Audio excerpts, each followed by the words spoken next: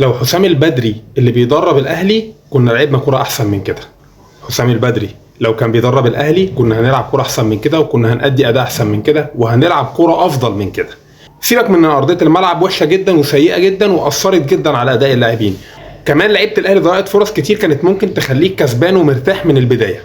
لكن فين الكرة اللي الاهلي بيلعبها؟ فين اللعبه المتفق عليها؟ فين البصمه الواضحه للمدير الفني اللي تخليني اثق فيه؟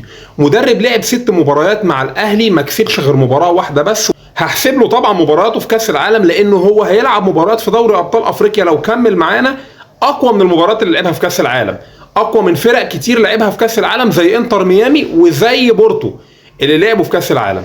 مدرب ملوش بصمه حتى الان مع الاهلي، ومش هيكون ليه بصمه، لان المدرب بيبان من بصمته. مدرب المفروض ان هو فهم كل لعيبه وعرف كل لعيبه، ولكن مفيش اي جديد. هي نفس التغييرات، تغييرات نمطيه، خروج لاعب ودخول لاعب اخر في نفس المركز، متعادل او خسران، مفيش اي جديد، مفيش اي حاجه مختلفه، مفيش اي اضافه جديده للفريق. خير دليل على فكره التغييرات ان انت وانت بتنزل طاهر محمد طاهر مكان بن شرقي، تريزيجيه كان فاكر نفسه هو اللي هيخرج. يعني تريزيجيه نفسه من كتر ما هو عارف ان هو سيء في المباراه وان هو مش احسن حاجه، فاكر نفسه ان هو اللي هيخرج. استغرب لما لقى نفسه ان هو مكمل، وان انت عايز تخرج اشرف بن شرقي اللي هو كان افضل منه بكتير. ده ممكن يكون نفس اداء الاهلي السنه اللي فاتت، ما اختلفناش عنه كتير.